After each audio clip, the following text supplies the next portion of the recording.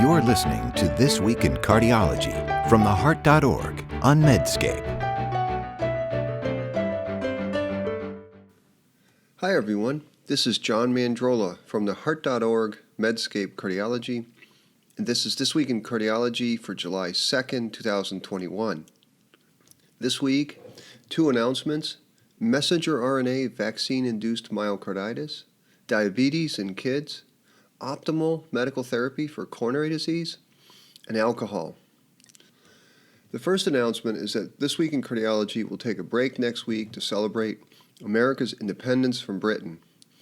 The second announcement is that new interns and fellows started yesterday. July 1 always reminds me of why I love being a doctor, perhaps now more than ever.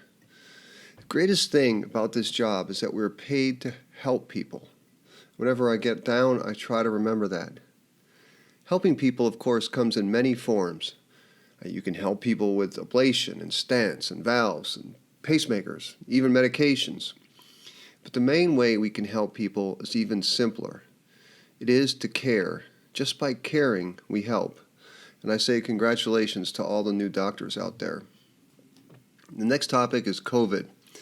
Another week has passed, and again, COVID case counts in the U.S. remain super low. There are, however, some focal areas that are seeing surges in cases. I'll link to a news article from Springfield, Missouri. These are areas of low vaccination and high rates of obesity. Now, this is exactly as my moonlighting pulmonology friends say.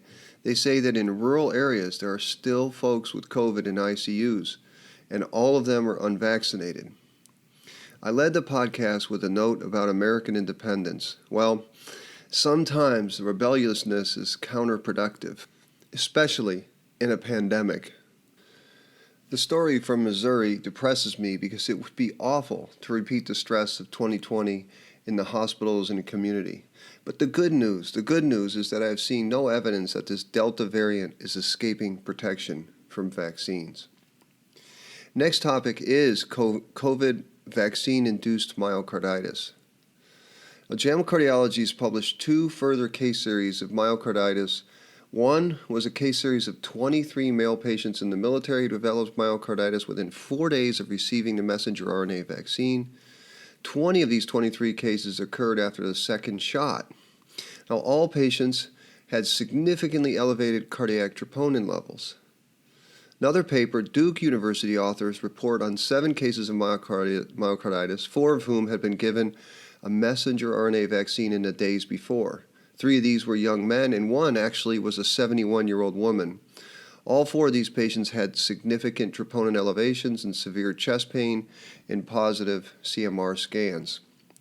Now, I realize that this is a contentious issue. I've discussed it on this podcast the last 3 weeks.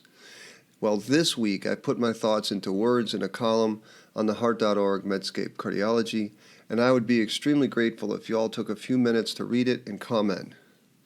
In the column, I discussed the nature and implications of myocarditis, the statistics of COVID-19 risk versus myocarditis in this young age group, the arguments for and against vaccination, the role of shared decision-making among parents and teens, and of course the implications of absolutism in vaccinating this segment of a population.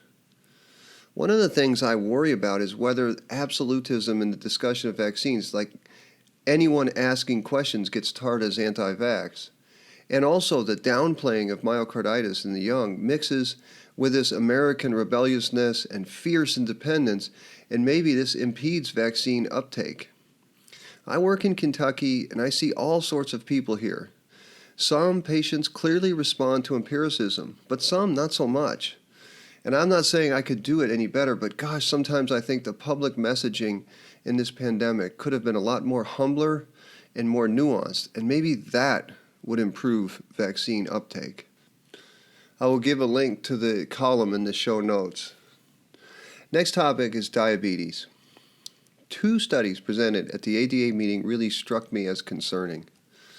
Now, I'm neither a public health doctor nor pediatrician or diabetes specialist, but my heart sank when I read the headline, quote, "Staggering doubling of type 2 diabetes in kids during the pandemic." I mean, type 2 diabetes in kids? Really? Now, I realize that type 2 diabetes is one of those conditions, kind of like hypertension, that is being broadened by a lower bar for normal. But an increasing incidence of metabolic disorders in kids is an obvious concern for those of us who treat lifestyle-related diseases such as atrial fib and coronary disease. The studies, one from a group in Washington, D.C., the other from Louisiana, were both observational and ecological. And what I mean by ecological is that they compared a chunk of time before and then a chunk of time during the pandemic.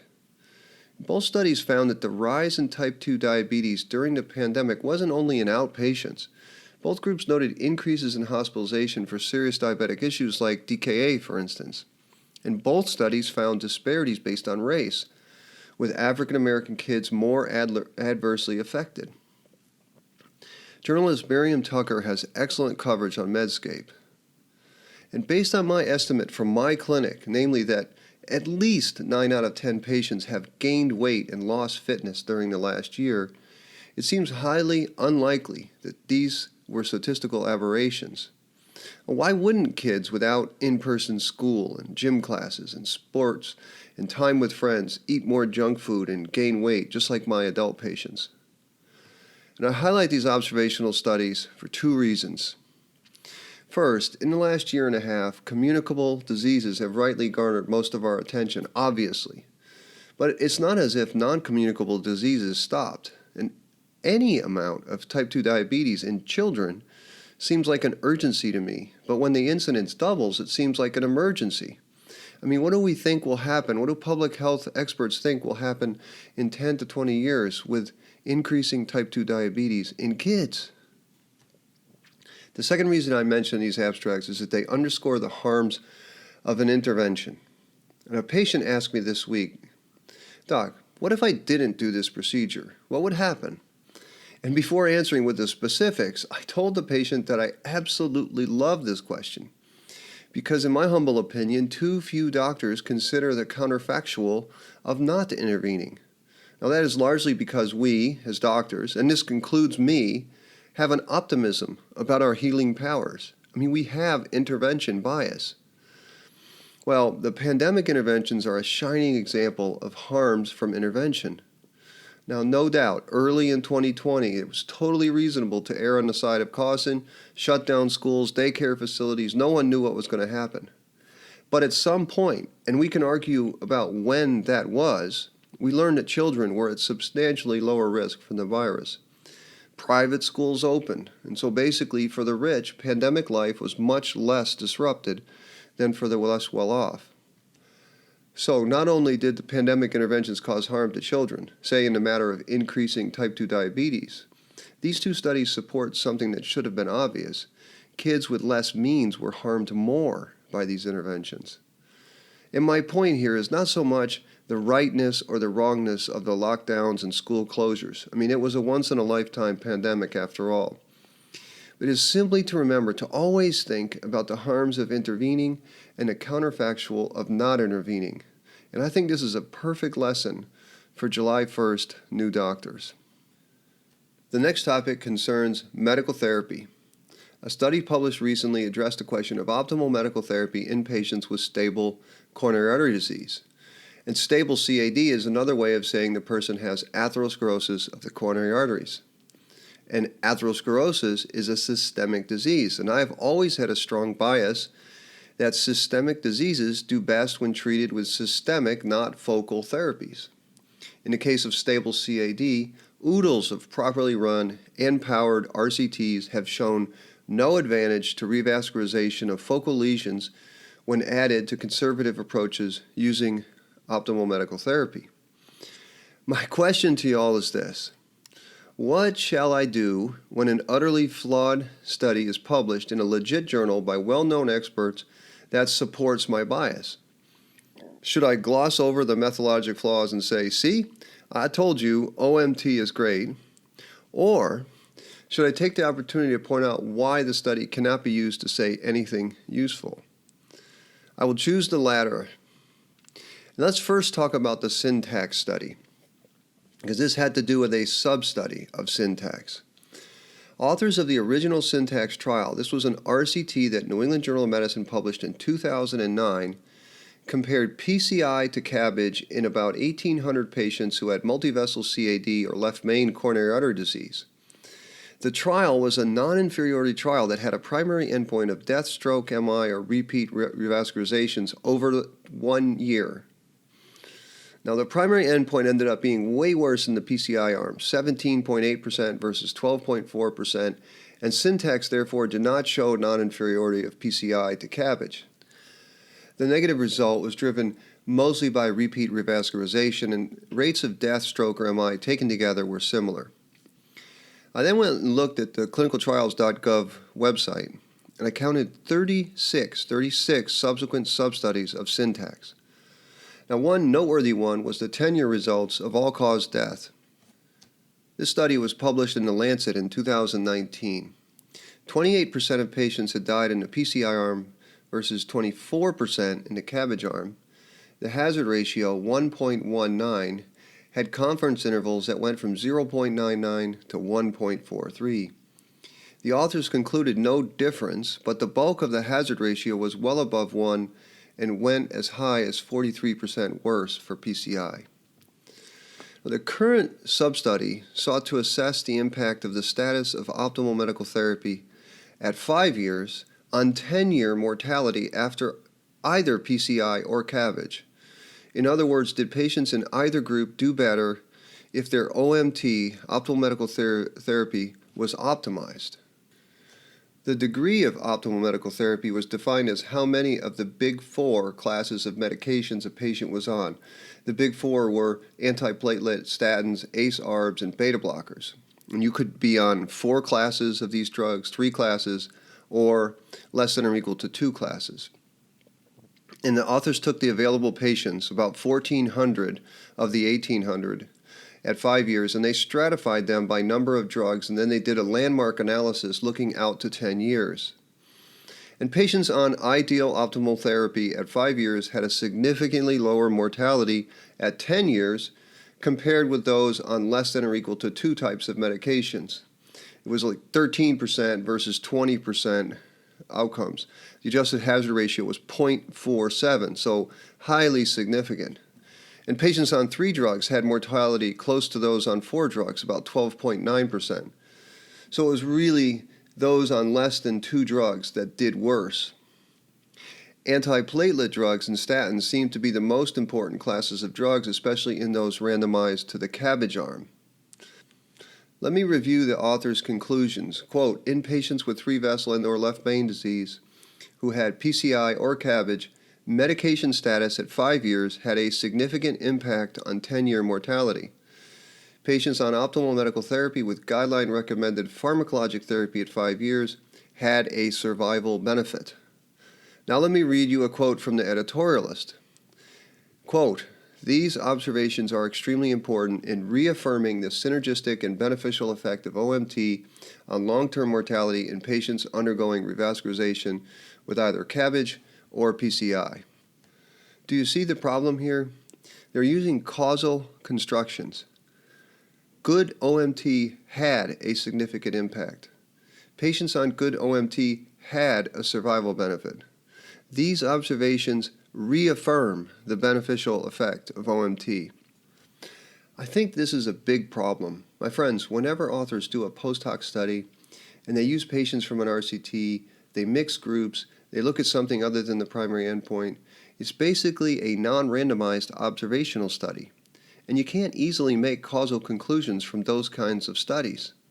Now, the first problem here, as the Syntax authors tell us, is that optimal medical therapy in this trial was not mandated by a protocol. It was left up to the doctors taking care of these patients. That means that a clinician had to decide to prescribe 1, 2, 3, or 4 drug classes. Patients on fewer meds may have been on fewer meds because they were sicker, and that is why they did worse. Now, another sign of worry. Patients receiving an antiplatelet drug and statin who underwent CABG showed a significant mortality reduction, though this benefit did not extend to PCI-treated patients. Conversely, beta blocker use was associated with a reduced mortality in those having PCI. These are strange and counterintuitive observations because there are no trials in stable coronary disease that have demonstrated a benefit from beta blocker. And what's more, why would statins and antiplatelet drugs not help those with severe coronary disease who had PCI, but beta blockers would? The likely answer is that there's a play of chance. Finally, there was a lack of precise data on the extent of optimal medical therapy use after 5 years. Did the optimal medical therapy at 5 years continue for 10 years?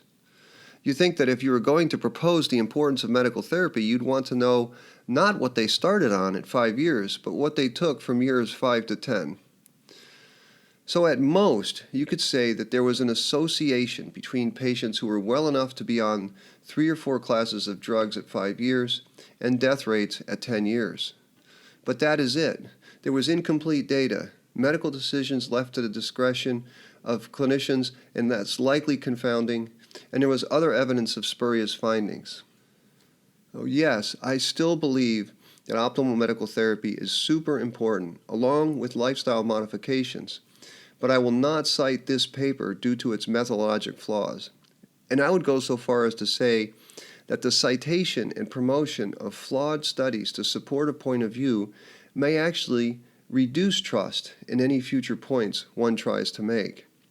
I am not sure why these sorts of papers are published, and I will resist the urge to think cynically that it has something to do with racking up citations and improving a journal's impact factor.